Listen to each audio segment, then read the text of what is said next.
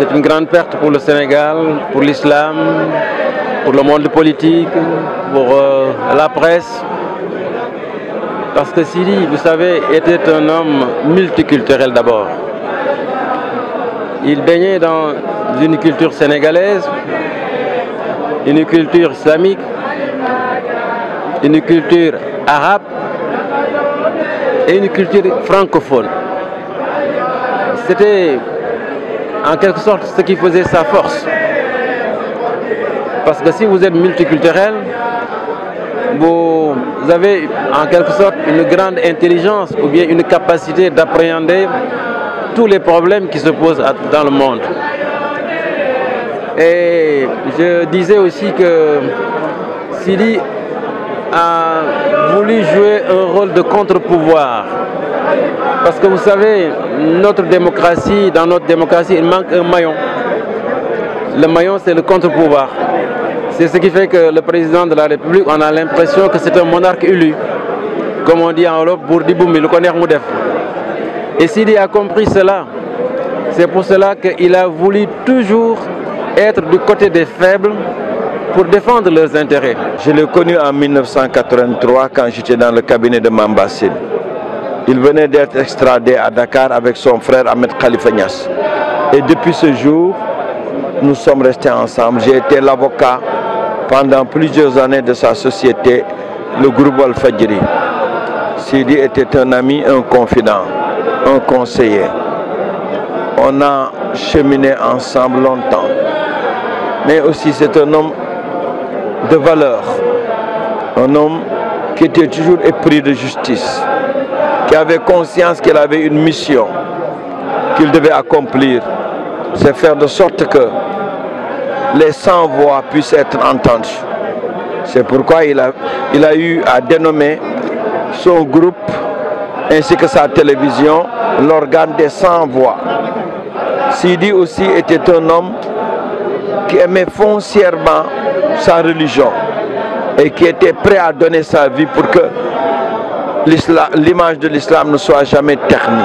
C'était un marabout, il aurait pu choisir de le rester, de vivre comme souvent vivent les marabouts au Sénégal. Il avait renoncé à ce choix tout en gardant et en restant enraciné dans sa religion. Il avait renoncé à ce choix pour bâtir une entreprise, ce n'est pas chose facile, dans un secteur difficile, la presse. Et pour la première fois, on a assisté à un arabisant ayant réussi à mettre en place un grand groupe de presse. Il a réussi à le faire vivre, à le faire survivre malgré beaucoup d'adversités, puisqu'il avait fait le choix de toujours dire la vérité.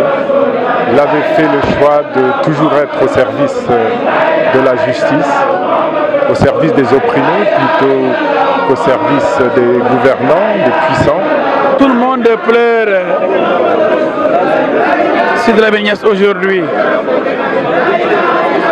qui a été le gardien du temple, le général qui veillait sur le Sénégal. Il avait une autre idée de la démocratie. Il combattait l'injustice.